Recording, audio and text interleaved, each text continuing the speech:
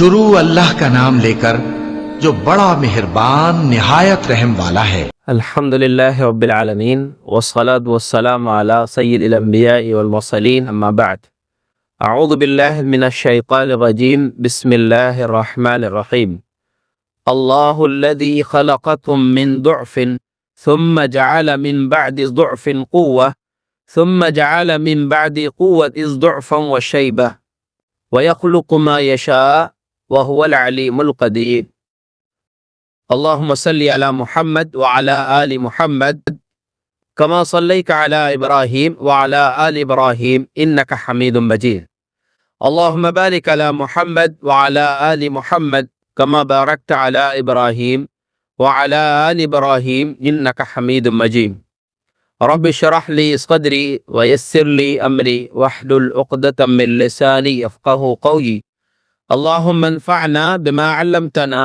وعلمنا ما ينفعنا وزدنا علما سبحانك لا علم لنا إلا ما علمتنا إنك أنت العليم الحكيم۔ محترم صدر مجلس، علماء کرام، معزز سامعین، اسلامی ماؤں بہنوں، اللہ رب العالمین کا بڑا شکر ہے، اس کا بڑا فضل ہے کہ ہم اللہ کے گھر میں اللہ اور اس کے رسول کی کچھ باتیں سننے اور سنانے کے لیے اکٹھا ہوئے ہیں۔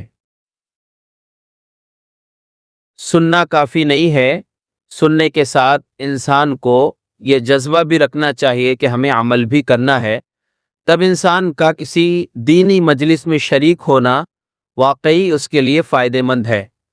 میں اپنی بات آپ کے سامنے رکھنے سے پہلے ابھی آپ نے نماز کے موضوع پر بڑی عمدہ بات سنی ہے، آپ کو اس کے لیے میں یاد دہانی پھر سے کرانا چاہتا ہوں کہ خالی سنیں نہیں بلکہ اس پر عمل کرنے کی کوشش کریں۔ نماز اتنی عظیم ترین عبادت ہے، معراج کا ذکر ابھی آپ نے سنا، آپ جانتے ہیں نماز کے علاوہ سارے احکامات اللہ نے جبرائیل امین کو دنیا میں بھیجا، احکام دے کر جب بھی ضرورت پڑی وحی لے کر جبرائیل آتے تھے، لیکن جب نماز کی باری آئی تو اللہ رب العزت نے اپنے پیغمبر کے لیے خاص طور سے ایک سواری بھیجا، جس سواری کا نام تھا براق، جو گھوڑے سے کچھ چھوٹا، گدھے سے کچھ بڑا، ایک جانور تھا، بہت تیز رفتار جانور، اس میں بٹھا کر آپ کو لے زمین سے 500 سال کی ہے، اور پھر وہ جو آسمان ہے پہلا، اس کی موٹائی جو ہے وہ 500 سال کی مسافت کے برابر ہے، اور پھر پہلے آسمان سے دوسرا آسمان جو ہے اس کی دوری 500 سال،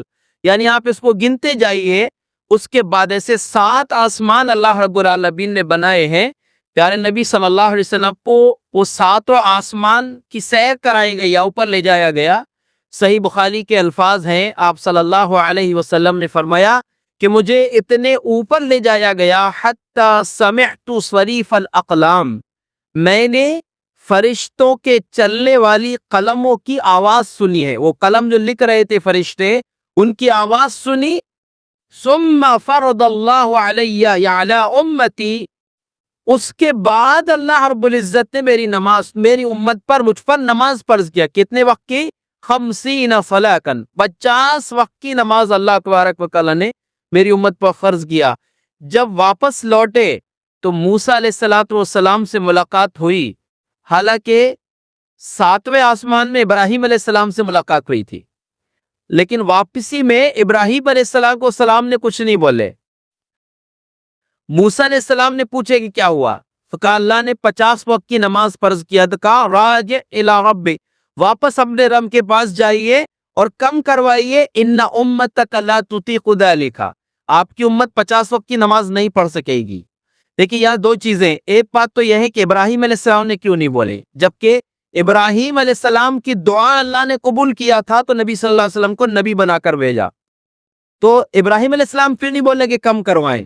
اس میں علی نے کہا ہے کہ ابراہیم علیہ السلام کی زندگی کا معاملہ یہ تھا کہ جب بھی اللہ نے کسی بات پر عمل کرنے کا حکم دیا، جب بھی کوئی قربانی مانگا تو ابراہیم علیہ السلام فوراً تیار رہے، بغیر بلا کسی چو چرا کے، کچھ کوئی سوال نہیں، کوئی حجت نہیں، سیدھے بس اللہ نے کہا مان لیا۔ اس لیے قرآن اللہ نے کہا اذ قال له ربه اسلم قال اسلمت لرب العالمین، جب بھی عطا نے کہا ابراہیم سے کہ بات مان لو، کہا ٹھیک ہے میں تیار ہوں۔ تو یہ جذبہ ان کے اندر تھا، اس لیے انہوں نے نبی صلی اللہ علیہ وسلم سے کچھ نہیں کہا۔ اور موسیٰ علیہ السلام سے ملاقات ہوئی تو انہوں نے کہا کہ واپس جائیے۔ یہاں پر ایک سبق ملتا ہے کہ موسیٰ علیہ السلام کا تجربہ تھا۔ بہت سارے نوجوان خاص طور سے اپنے باپ کے بارے میں بول دیتے ہیں، ارے ان کو کیا سمجھتا ہے، قرآن زمانے کے ہیں۔ نہیں، انہوں نے جو تجربے والی زندگی گزاری اس کی بہت قیمت ہے۔ موسیٰ علیہ السلام نے تجربے کی بنیاد پر کہا تھا کہ دیکھو تمہاری امت یہ نہیں کر سکے گی، کیونکہ وہ بھی ایک امت کے نبی رہ چکے تھے۔ کہا کہ واپس جا کر اپنے رب سے کم کروائیے۔ پیارے نبی صلی اللہ علیہ وسلم گئے، درخواست کی، بار بار آنا جانا ہوا، آخر میں 5 وقت کی نماز بچی۔ تو یہ اتنی اہم ترین چیز ہے کہ اس کو اللہ نے آسمانوں پر بلا کر دیا ہے۔ اور دوسری اہم ترین بات اس کے حوالے سے، تو ابھی آپ نے سنا کہ میدان محشر میں جانچ جب ہوگی کہ کون سچے مومن ہیں، ان کی علامت ہی ہوگی کہ وہ سجدے میں گر جائیں گے، اور جو کھڑے رہ جائیں گے وہ ان کا ایمان خطرے میں ہے۔ اسی لیے اپنے ایمان کو سلامت رکھنا ہے، نماز کا اہتمام کریں، اور اس کے لیے چاہے مرد ہو یا عورت ہو، ہر ایک کی ذمہ داری ہے۔ اور اس کے بعد ایک اور بات اس سے متعلق جو آپ سے کہنا چاہتا ہوں کہ اللہ کے نبی صلی اللہ علیہ وسلم نے فرمایا جب جہنمی جہنم میں چلے جائیں گے تو بہت سے لوگ ایسے ہوں گے جو گناہوں کی وجہ سے جہنم میں چلے گئے گے کہ بعد ان کو نکالا جائے گا۔ تو جو لوگ جہنم سے نکالے جائیں گے ان میں جو لوگ ہوں گے وہ سفارش کے ذریعے نکالے جائیں گے، نبیوں کی سفارش، نیک لوگوں کی سفارش، جنتیوں کی سفارش سے نکالے جائیں گے۔ اللہ رب العالمین کے بارے میں نبی صلی اللہ علیہ وسلم نے فرمایا، جو صحیح بخاری کی روایت ہے، ان اللہ اذا اراد رحمتا من اراد من اہل النار، کہ جن جہنمیوں پر اللہ رحم کرنا چاہے گا تو فرشتوں کو حکم دے گا، اخرجوا من النار من کان یعبد اللہ وحدہ، جہنم سے ہر اس آدمی کو نکال لو، ہر اس انسان کو نکال لو جو ایک اللہ کی عبادت کرتا گا۔ فیخرجونہم، فرشتے جہنم سے ان لوگوں کو نکالیں گے جن کے پاس توحید تھی۔ کیسے پہچانیں گے؟ جہنمی جل کر کوئلہ ہو چکے ہوں گے، بالکل کالے ہو چکے ہوں گے، لیکن آپ صلی اللہ علیہ وسلم نے فرمایا فَيُخْرِجُونَهُمْ وَيَعْرِفُونَهُمْ مِنْ آثَارِ السُّجُودِ فَإِنَّ اللَّهَ حَرَّمَ عَلَى النَّارِ أَدَّاكُ آثَارَ السُّجُودِ، وہ لوگ جہنم سے ان لوگوں کو نکالیں گے جن کے پاس توحید تھی۔ کس بنیاد پر نکالیں گے، پہچانیں گے کیسے؟ فَيَعْرِفُونَهُمْ مِنْ آثَارِ السُّجُودِ، سجدوں کے نشانات سے پہچانیں گے، اس لیے کہ جہنم کی آگ پر اللہ نے سجدوں کے نشانات کو جلانے کو حرام کر دیا ہے۔ جہنم انسان کے پورے جسم کو جلا سکتی ہے لیکن کن جگہوں کو نہیں جلا سکے گی جو سجدے میں انسان کے زمین پر لگتے ہیں، جو سجدے کے نشانات ہیں، جو دونوں ہاتھ، دونوں گھٹنے، دونوں پیر اور یہ پیشانی اور ناک جو زمین پر لگتے ہیں، اللہ رب العالمین نے جہنم کی آگ کو بھی اجازت نہیں دیا کہ وہ سجدے کے نشانات کو جلا سکے۔ یہ کتنی قیمتی نعمت ہے یہ، اسے بھی اللہ کے بندوں اور اللہ کی بندیوں ہر شخص کی ذمہ داری ہے کہ اس کا اہتمام کیجیے۔ میرے موضوع سے جڑی ہوئی بات یہ اس لیے ہے کہ جب ماں باپ نماز کے پابند رہیں گے اور جو انسان جس قدر اس کی توحید، اللہ سے رابطہ، اللہ سے اس کا تعلق مضبوط ہوگا، اس قدر اس کی نماز بھی انشاءاللہ پابندی کے ساتھ ہوگی۔ اور جب ماں باپ کا علم یہ ہوگا تو بہت ممکن ہے کہ میری جو آگے کی بات ہے وہ انشاءاللہ وہ اسی سے جڑی ہوئی ہوگی کہ ماں باپ اپنے بچوں کی بہتری تربیت کر سکیں گے۔ میں اصل میں جو بات آپ کے سامنے رکھنا چاہتا ہوں، ایک تربیت یافتہ نوجوان، یعنی ایک جوان ایسا جس کی جوانی تک پہنچنے سے پہلے اس کی تربیت جو ہے بالکل اسلام کے انداز میں ہوئی ہو۔ ہم نے قرآن کریم کی ایک آیت آپ کے سامنے پڑھی ہے جس میں اللہ کی بڑی عجیب بات ہے۔ اللہ نے اپنا تعارف کروایا ہے، پریچے اپنا دیا ہے، لیکن اس تعارف کے ساتھ ہماری زندگیوں کو پیش کیا ہے۔ اللہ نے کیا کہا؟ اللہ الذی خلقکم من ضعف، لوگوں اللہ کو پہچاننا چاہتے ہو، قرآن نے کئی انداز میں اللہ نے اپنا پریچے، اپنا انٹروڈکشن دیا ہے۔ اس آیت میں اللہ نے کہا اللہ الذی خلقکم من ضعف، اللہ وہ ہے جس نے تم کو کمزوری سے پیدا کیا ہے یا کمزوری کی حالت پہ پیدا کیا ہے۔ انسان مختلف مراحل سے، پانی، پھر اس کے بعد جمع ہوا خون، پھر گوشت کا ٹکڑا، پھر اس کے بعد اللہ ایک سانچہ بناتا ہے، ہڈیاں بناتا ہے، پھر اس پر گوشت کا آتا ہے۔ یہ سب ماں کے پیٹ کے اندر یہ سارے مراحل سے انسان گزرتا ہے، اور اس کے بعد جب دنیا میں آتا ہے بالکل کمزور ہے، اس کی ساری ضرورتیں اس کے ماں باپ پوری کرتے ہیں۔ ایک کمزور مخلوق دنیا میں آئی ہے۔ اللہ نے فرمایا اللہ الذی خلقکم من ضعف، لوگوں اللہ وہ ہے جس نے تم کو کمزوری کی حالت میں پیدا کیا. ثم جعل من بعد ضعف قوة. پھر اس کمزوری کے بعد اللہ تم کو طاقت دیتا ہے.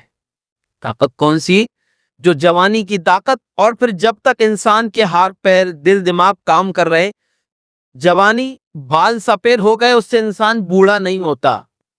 آج تو بچوں کے بھی سفید ہو جا رہے ہیں. جب تک انسان کے جسم میں طاقت ہے، اس کے ہوش و حواس سلامت ہے، وہ انسان طاقتور ہے. اور اصل طاقت جسم کی نہیں ہوتی، اصل طاقت ایمان کی ہوتی ہے.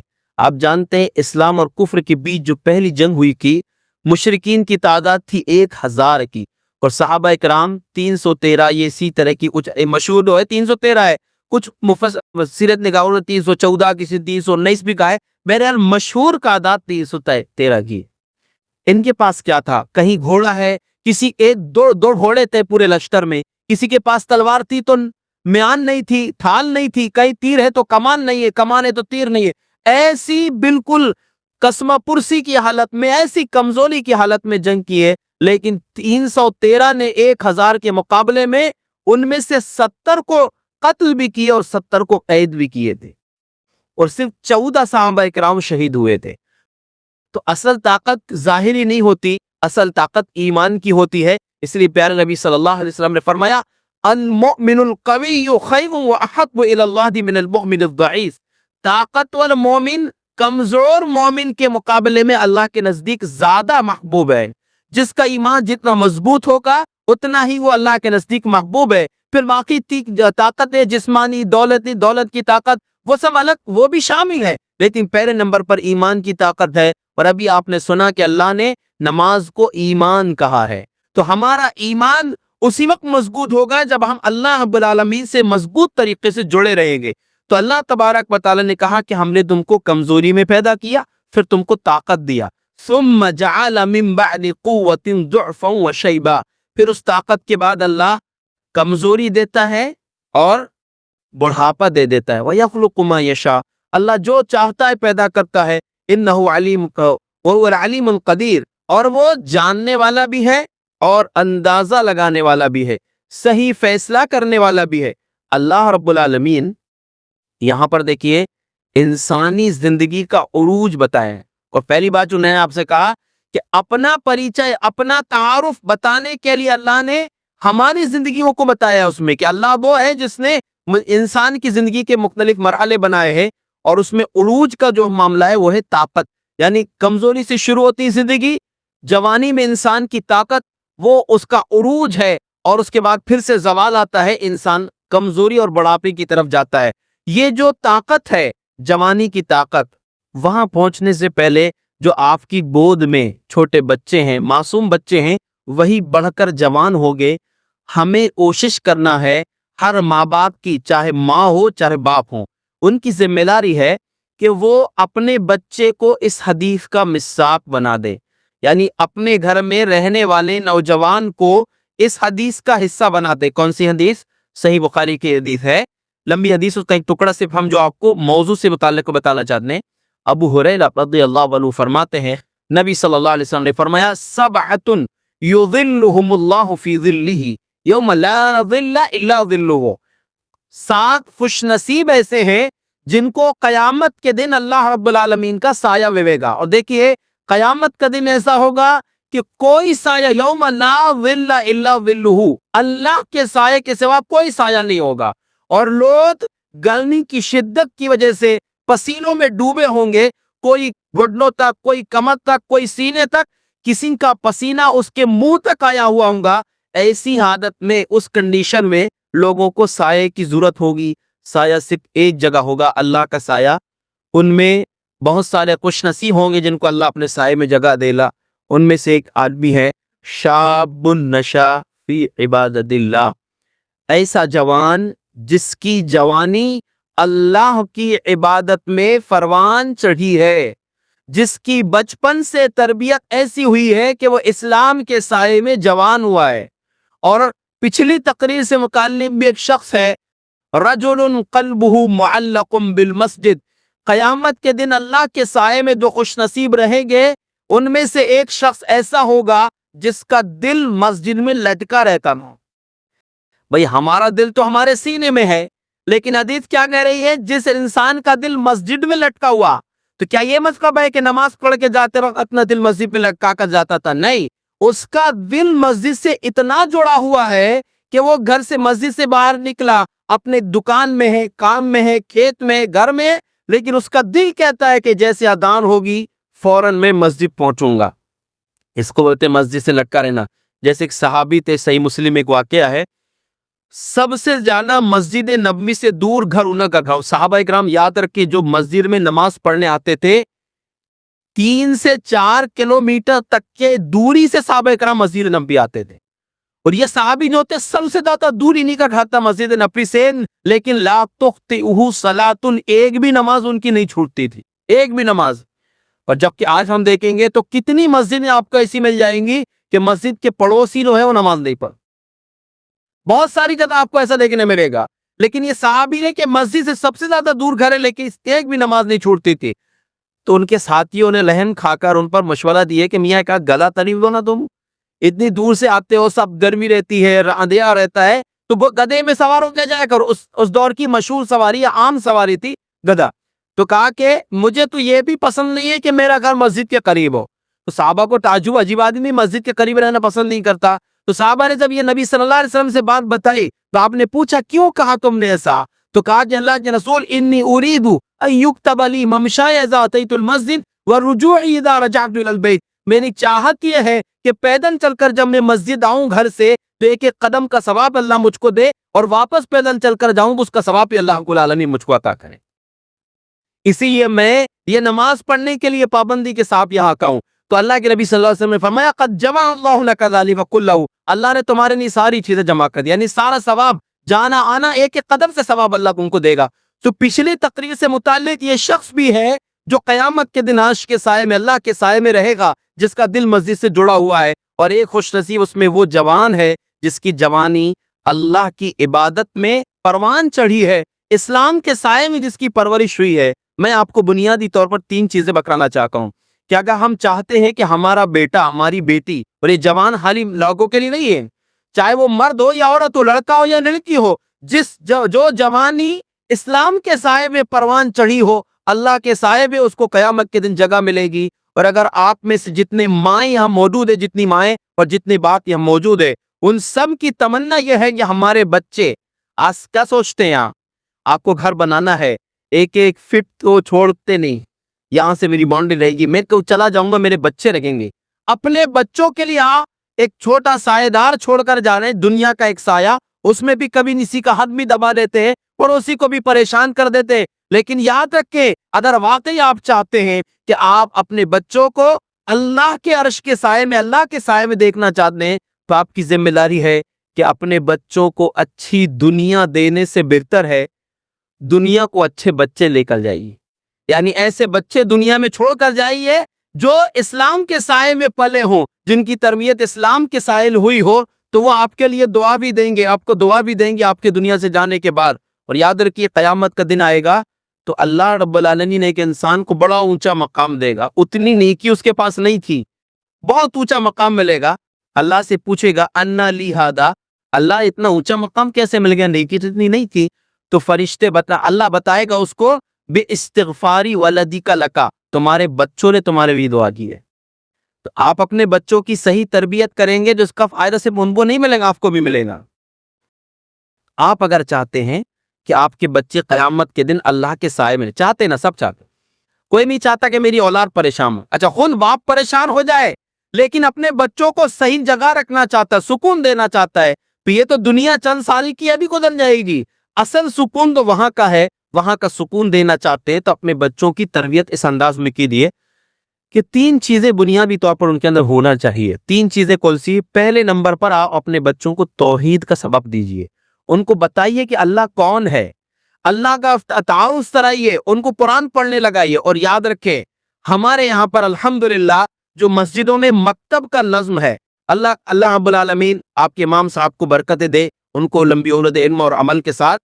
مجھے ایسا لگ رہا ہے کہ امید ہے کہ یہ مکتب کی بھی اور خود باقلے بھی اچھی محنت آپ کے ساتھ کر رہے ہوں گے، اور جب آپ کے سامنے ایک اچھا ایمان موجود ہے تو آپ کی بھی ذمہ داری بنتی ہے اس سب مل کر بہترین انداز میں اپنے ان مستقبل کی فکر کریں، یعنی اپنے بچوں کو بہترین مقام تک پہنچانے کی کوشش کریں۔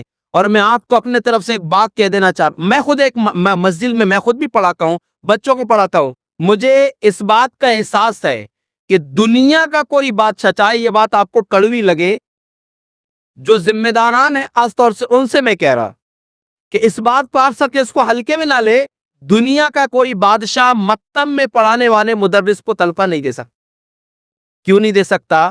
اس لیے کہ میں ایک حدیث آپ کے سامنے بتانا چاہوں گا۔ نبی صلی اللہ علیہ وسلم نے فرمایا، جو شخص، آپ نے صحابہ سے پوچھا کہ تم میں سے کون ہے جس کو یہ بات پسند ہو، ان یغدو الی بطحان او الی العقیق فیقتی بناقتین کوماوین من غیر کتم ولا قطیعۃ رحم، تم میں سے کون آدمی کو یہ بات پسند ہے کہ روزانہ صبح جائے بطحان یا عقیق، یہ دو جگہوں کے نام ہے، بطحان اور عقیق، وہاں جائے اور وہاں سے دو اونٹنی بہترین اونچے کوہاٹ والی دو تازہ موٹی تازی اونٹنیاں روزانہ لے کر آئے۔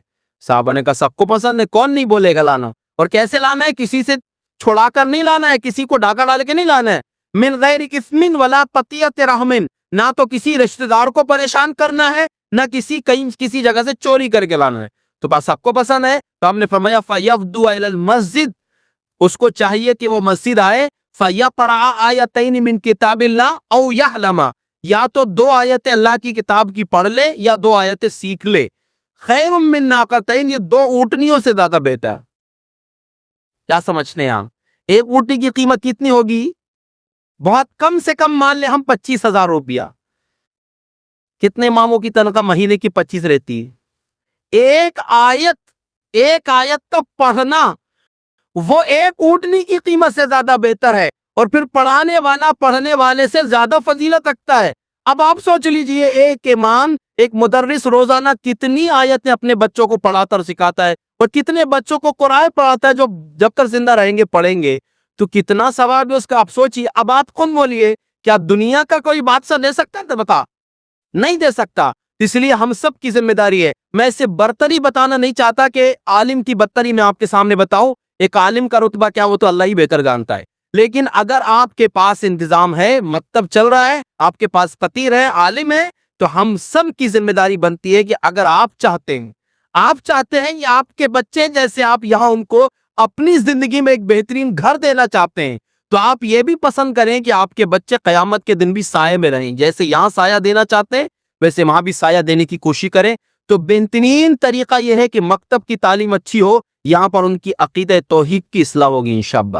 اور یہ ذمہ داری بھی یہاں مدرس کی، جو مسجد میں امام ہے، خالی خطبہ دے دی کام چلاؤ نہیں، خالی بچے آ رہے ہیں خالی پڑھا دی ختم کر دی نہیں، ہم سب جو یہاں پر آئے ہیں، جتنے بھی لوگ ہیں، سب اکثر مکتب پڑھانے والے، ان کی ذمہ داری ہے، یعنی جو بھی علماء رہتے اکثر ان مکتب پڑھاتے ہیں، ان کی ذمہ داری ہے کہ بہترین انداز میں مکتب کا حق ادا کریں۔ ابھی ہم ممبئی ایک پروگرام میں گئے تھے، علماء کے لیے ہی وہ پروگرام رکھا گیا، تو وہاں ایک عالم صاحب نے، انہوں نے ایک بات بیان کیے کہ عیسائیوں نے پوری دنیا کا سروے کیا عیسائیوں نے، اور ان میں کے خاص دو لوگ تھے جنہوں نے پوری دنیا کا سروے کیا تھا، اور 700 طریقے، اس بات تو غور سے سنیے، 700 طریقے انہوں نے لکھا، باقاعدہ طے کیا کہ اس طریقے سے مسلمانوں کو بہتایا جا سکتا ہے، اسلام سے دور کیا جا سکتا ہے، لیکن پورے کے پورے 700 طریقوں کو فیل کرنے کے لیے مسلمانوں کے پاس ایک ہی چیز کافی ہے۔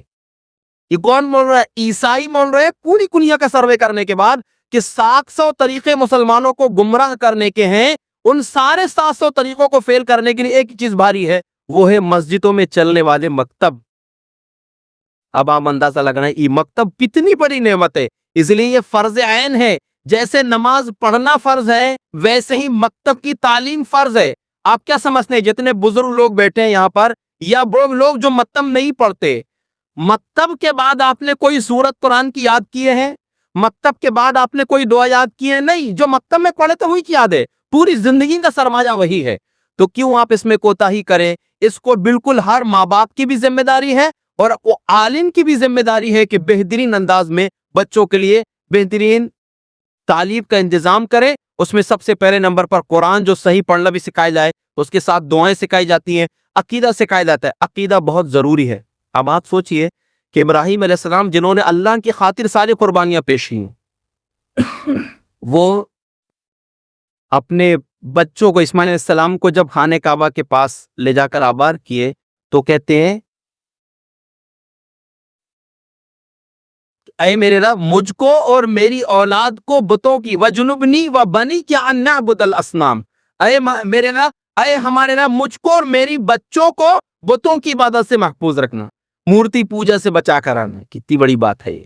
جس انسان نے، جس نبی نے بتوں کے کی خلاف ورزی کرتے ہوئے، مخالفت کرتے ہوئے سب کچھ قربان کر دیا، گھر چھوڑ دیا، باپ سے دشمنی مول لے لیے، اپنی جان کو آگ میں ڈلوا لیا، سب کچھ کر لیا، یہ بھی دعا کیا کر رہے ہیں کہ ہمارا مجھ کو اور میری اولاد کو، آنے والی نسلوں کو بتوں کی عبادت سے بچا۔ ہم کیا سمجھ رہے ہیں عام خانے مسلمان گھر میں پیدا تو ہمارا عقیدہ صحیح ہے؟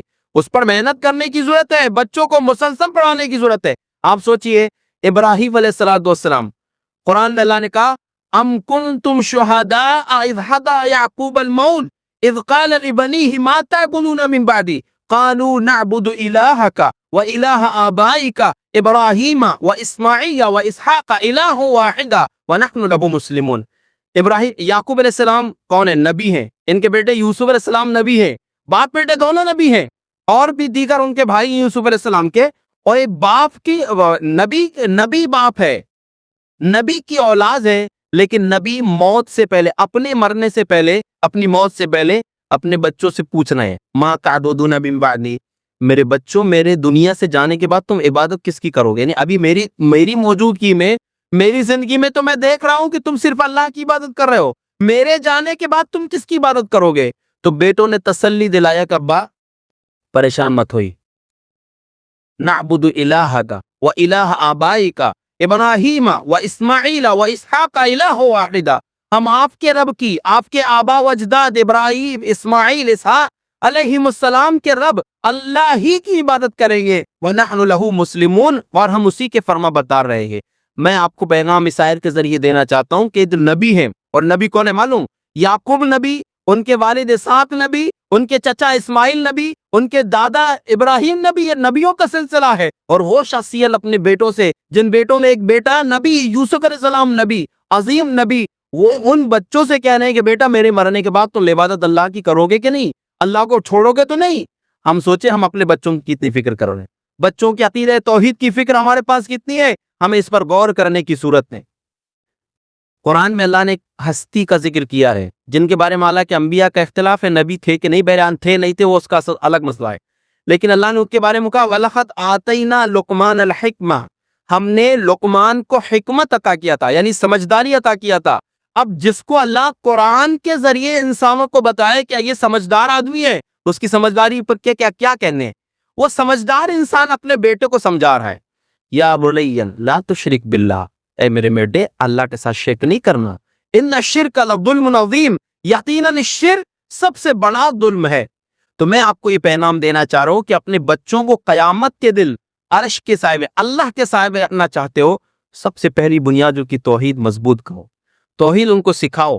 اور نبی صلی اللہ علیہ وسلم نے چھوٹے چھوٹے بچوں کو توحید سکھائی۔ عبداللہ بن عباس رضی اللہ عنہ چھوٹے سے ننھے صحابی ہیں، اور آپ کے چچا زاد بھائی بھی ہیں، اور آپ کی جو ایک بیوی ام المومنین ام سلمہ رضی اللہ عنہ، ام حبیبہ رضی اللہ عنہ، ان کے بھانجے بھی ہیں، وہ خالہ نے بھی۔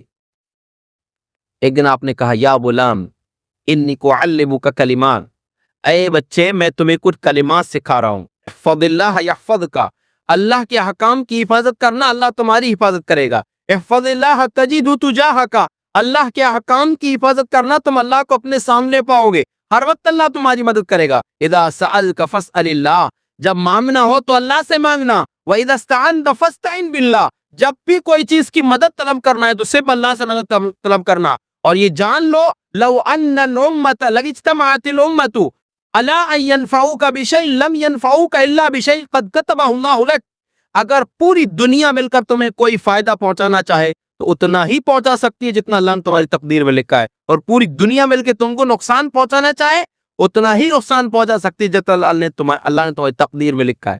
یہ ننھے صحابی ان کو آپ توحید سمجھا رہے ہیں۔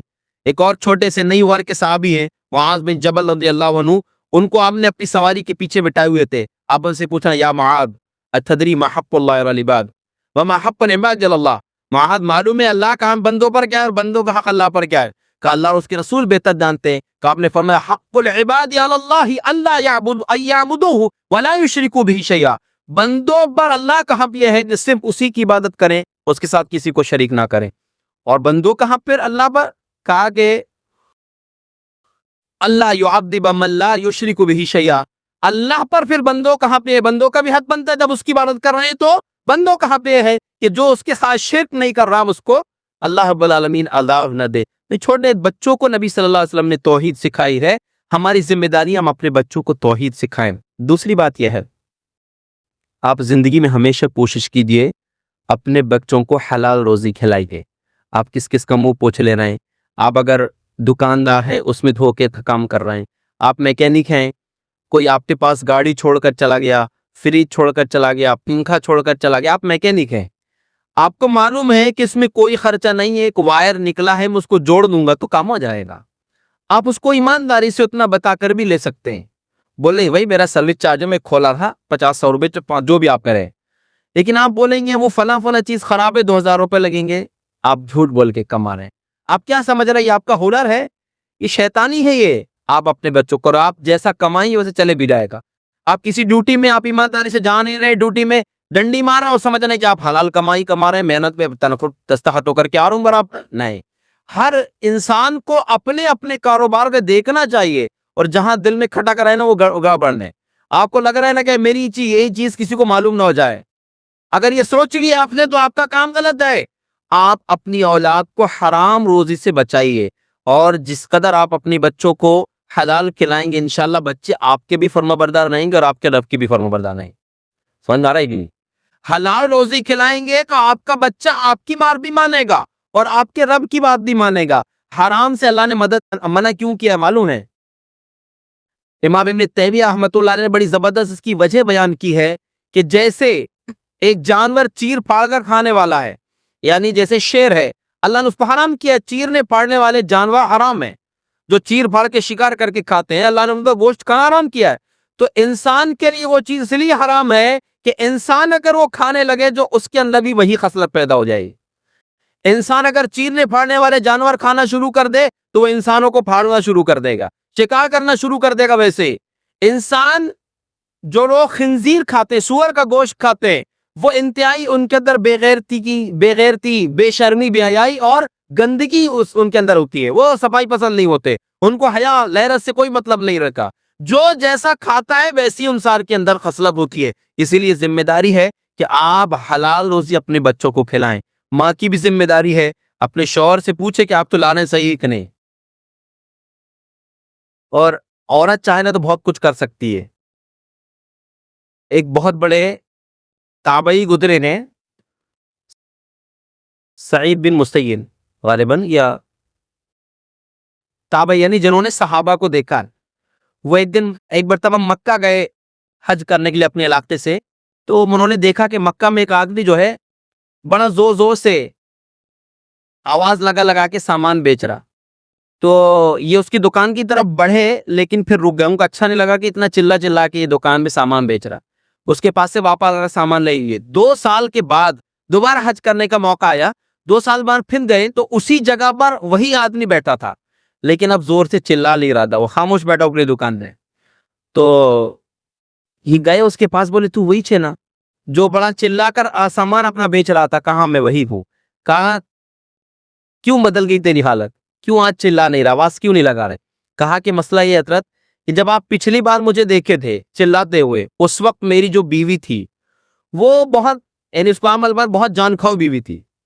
کہا کہ میں جب دکان کے لیے نکلتا تھا وہ کہتی تو کچھ بھی کرو کیسی بھی کرو پیسہ لے کے آنا دکان, ویسے خالی ہاتھ واپس مت آنا.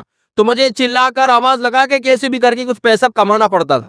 لیکن وہ اس کا انتقام وغیرہ یا طلاق جو بھی ہو گئی. اس کے بعد کہا کہ جو دوسری بیوی آئی ہے وہ دوسری بیوی میرے گھر سے نکلنے کے وقت دکان آتے ہی مجھ سے کہتی اتق اللہ, اے میرے شوہر, اے میری سرتاج, آپ دکان جا رہے ہیں, اتق اللہ, اللہ سے ڈرنا, تقوی کے ساتھ دکانداری کرنا, جھوٹ فریب دھوکہ یہ نہیں, اللہ سے ڈرتے ہوئے دکانداری کرنا.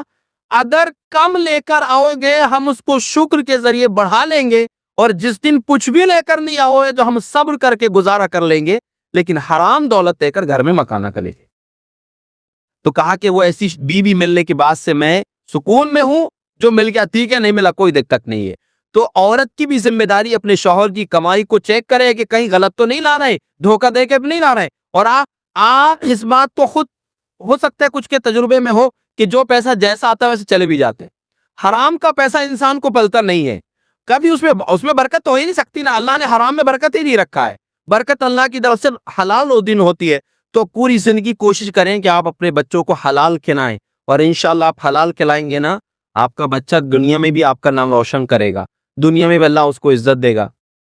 موسیٰ علیہ السلام بڑے عظیم پیغمبر ہیں, اور یہ ان خوش نصیبوں میں سے ہیں, یعنی وہ خوش نصیب پیغمبر ایسے الگ پہچان رکھنے والے پیغمبر ہیں کہ اللہ ان سے ڈائریکٹ بات کرتا. بھائی پیغمبروں کے پاس تو جب علیہ السلام وہی لے کر آتے تھے, لیکن موسیٰ علیہ السلام ڈائریکٹ اللہ سے بات کرتے تھے. اسی لیے ایک دن انہوں نے کہہ دیا تھا ربی ارینی انظر الیک, اے میرا مجھ کو دکھ میں تجھے دیکھوں گا. اب تک بات چل رہی ہے بغیر دیکھے, آج ہم دیکھیں گے. یعنی اللہ سے دیکھنے کا مطالبہ کر دیا کہ میں تجھے دیکھنا چاہتا ہوں. تو اللہ رب العالمین نے یہ نہیں کہا کہ میں نہیں دیکھ سکتا یا میں ہوں ہی نہیں. ابھی وہ ایک بدبخت اللہ اس کو ہدایت دے, ڈیبیٹ کیا نا جاوید اختر, اللہ ہے ہی نہیں, وجود ہی نہیں ہے.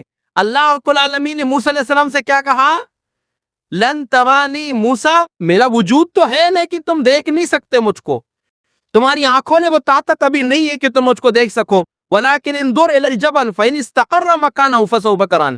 ہاں مجھ کو دیکھنے کی بات کر رہے ہو, مجھ کو دیکھ تو نہیں سکتے, یہ پہاڑ کی طرف دیکھو, اس پر میں اپنی تجلی ڈالوں گا, اگر وہ پہاڑ اپنی جگہ سلامت رہ گیا فسوف ترانی, تم مجھ کو دیکھ لو گے. فلما تجلی ربہ للجبل جعلہ دکا وخر موسیٰ صعقا. جیسے اللہ نے اپنی تجلی ایک نور کی جھلک اس پہاڑ پر ڈالی تو اس پہاڑ دب گیا اور موسیٰ علیہ السلام بے ہوش ہو کر گر گئے. اور جیسے اس کے بعد ہوش آیا تو کہا کہ انی تم پھرے, اللہ میں توبہ کرتا ہوں, میں تجھ سے توبہ کرتا ہوں, میں سب سے پہلے اس بات کو ماننے والا ہوں کہ تجھ کو دنیا میں کوئی نہیں دیکھ سکتا. لیکن ایک بات یاد رکھو, نبی صلی اللہ علیہ وسلم سے صحابہ نے ایک سوال پوچھا تھا. کب پوچھے تھے معلوم؟ 14ویں رات کا چاند کیسا رہتا ہے, کیسا رہتا ہے 14ویں رات کا چاند؟ مکمل رہتا ہے, پورا اور روشن رہتا ہے. اگر ابر نہیں ہے اس کے سامنے تو وہ رات کتنی خوبصورت لگتی ہے. تو 14ویں رات کا چاند آسمان میں چمک رہا تھا. وہ صحابہ اکرام نے نبی صلی اللہ علیہ وسلم سے پوچھا, ہل نرا ربنا یوم القیامہ, اللہ کے رسول ہم جنت میں اپنے رب کو دیکھیں گے کہ نہیں؟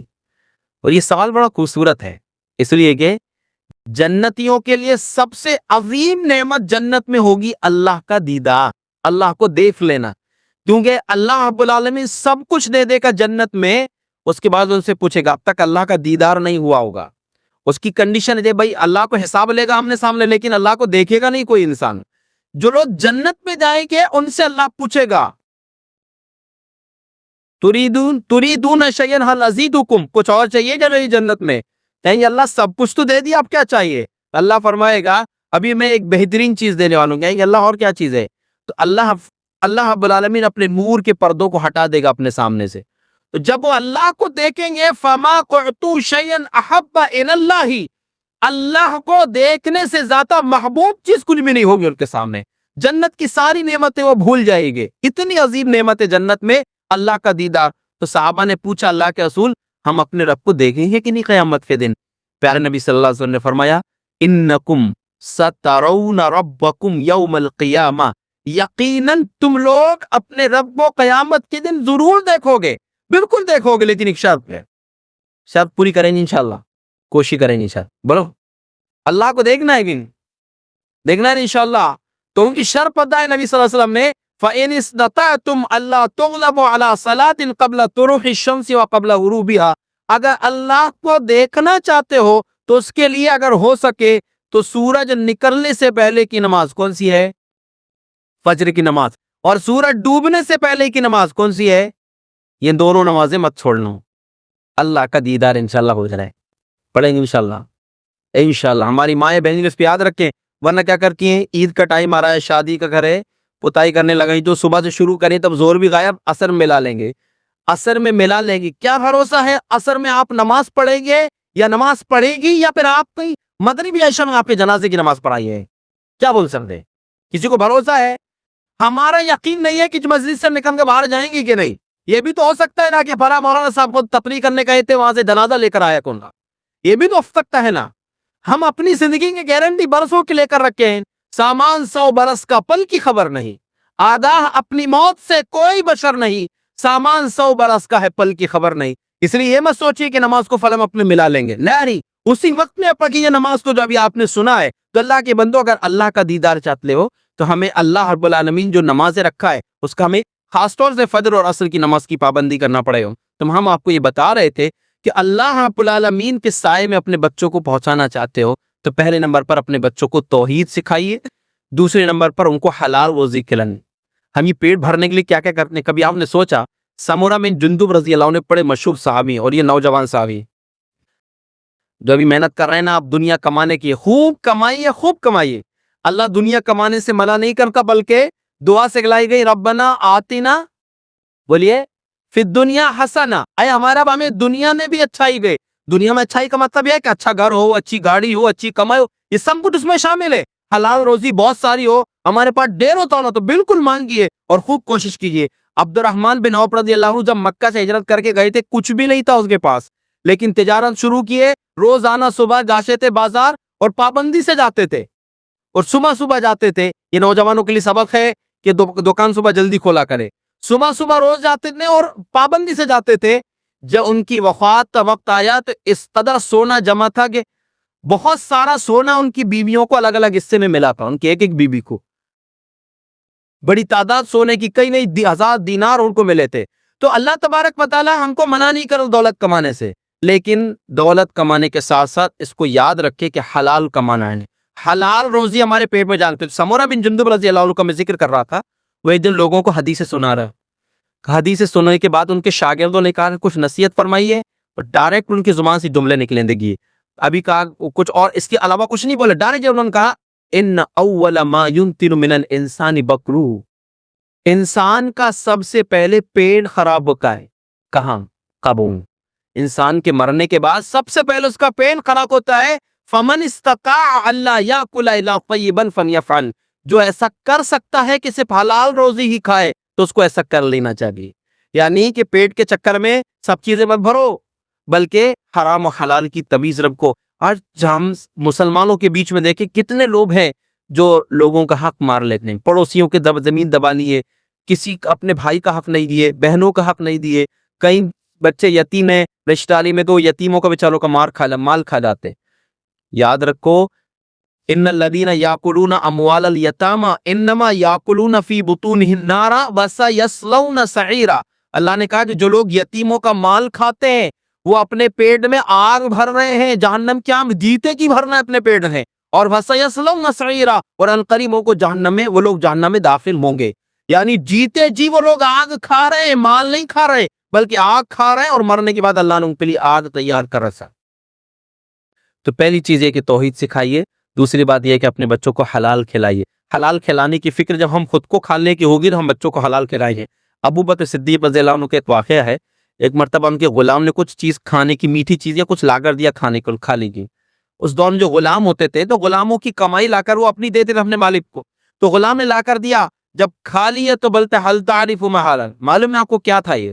بولے تو نے لایا, میں نے کھا لیا. کیا تھا؟ کہا کہ انی تکہنت فی الجاہلیت وما عارف الکہانۃ, میں نے جاہلیت کے دور میں کہانت کیا تھا. مطلب کہانت بولتے وہ ہاتھ کی لکیر دیکھ متا کہ ہمارے ساتھ ایسا ہوگا ویسا ہوگا. ایک کو ایسے اندھی میں تیر چلا دیا, میں نے کہ ہمارے ساتھ ایسا ہوگا, اور وہ ہو گیا. اس کے ساتھ آتا جاتا نہیں تھا مجھے کچھ, بس ایسی کھول دیا تھا, اور وہ صحیح بات ہو گئی. اس نے خوشی میں یہ لا کر دیا تھا مجھ کو آج, تو وہ لا کے دیا ہوں. جیسے سنا ابو بکر صدیق رضی اللہ عنہ نے کھا لیا, جو اس کو انگلی ڈالے حلق پہ اور طے کر کے پورا کا پورا پیٹ میں سے باہر نکال دیے. جو پیٹ میں چلا گیا تھا اس کو بھی باہر نکال دیے. یہاں تو سب ڈکار بھی نہیں لے کے بھر لینے کے بعد سوچ بھی نہیں رہے ہیں کہ ہم کیا کھا رہے ہیں. ہر چیز در گھسیٹن بے گٹلی سب روا. نہ کرو ویسا. ایسا کرو گے تو آپ اپنا بھی نقصان کر رہے ہیں, اپنے بچوں کا بھی نقصان کر رہے ہیں. جن بچوں کے لیے ایسی حرام کی دولت چھوڑ کر جائیں گے, ایک آپ کے لیے دعا نہیں کر سکتے وہ. اور چاہے سوکھی روٹی کھلاؤ گے, لیکن اپنے بچوں کو صحیح تربیت دے کر حلال روٹی کھلا کر جاؤ گے, یقیناً آپ کے لیے وہ مغفرت کی دعا کریں. اس لیے آپ چاہتے ہیں کہ آپ اپنے بچوں کو یہاں پر سایہ دے رہے ہیں، وہاں بھی سایہ دینا چاہتے ہیں، ان کے لیے حلال روزی کا انتظام کیجیے۔ تیسری اور آخری بات یہ رہے، دعا کیجیے۔ دعا بہت قیمتی چیز ہے، اپنے بچوں کے لیے دعا، بہت سے لوگ دعا نہیں کرتے، مانگیے۔ نبی صلی اللہ علیہ وسلم کا فرمان ہے جو جن لوگوں کی دعا قبول ہوتی ہے ان میں سے ایک ہے دعوت الوالد لولدہ، ماں باپ کی دعا اپنے بچوں کے لیے۔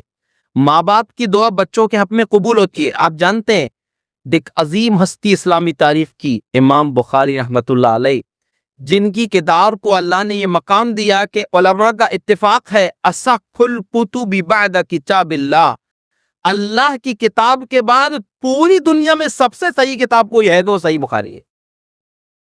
وہ صحیح بخاری کے لکھنے والے جب پیدا ہوئے، محمد بن اسماعیل البخاری رحمۃ اللہ علیہ نابینا تھے، وہ پیدائشی نابینا تھے، اور ان کی ماں ان کے لیے خوب دعا کرتی تھے کہ اللہ یہ ایک ہی بیٹا ہے، اس کو آنکھوں کی روشنی عطا کر دے۔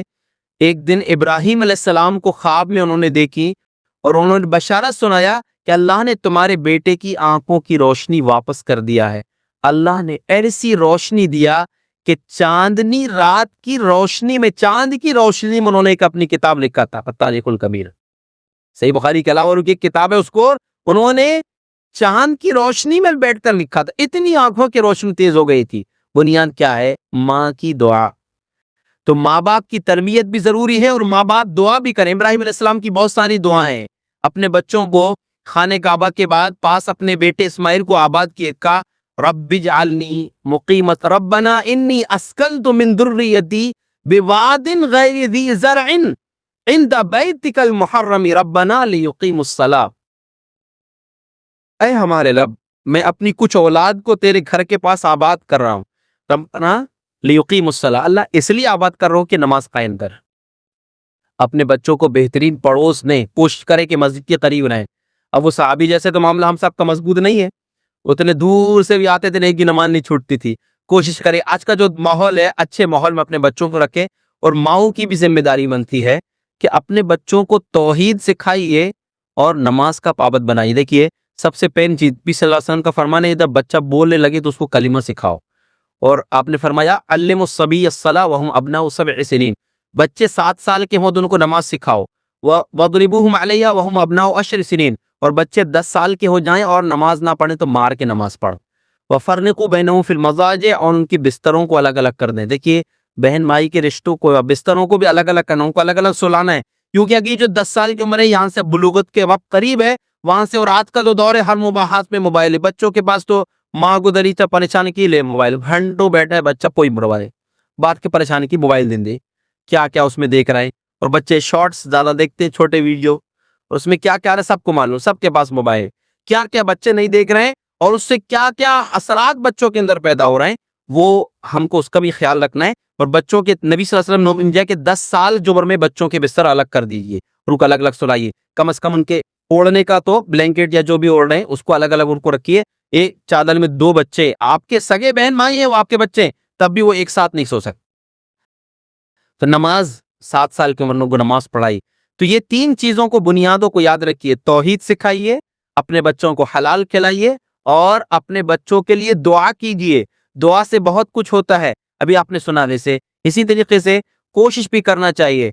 ہندوستان کی ایک بڑی مشہور ہستی گزری ہے، نواب صدیق حسن خاں بھوپالی رحمۃ اللہ علیہ، بہت بڑے عالم گزرے، کیوں ان کی کتابیں اکثر عربی میں ہیں، اردو والے لوگ پہچانتے نہیں زیادہ ان کو، ان کی کتابیں عرب پہ چلتی ہیں۔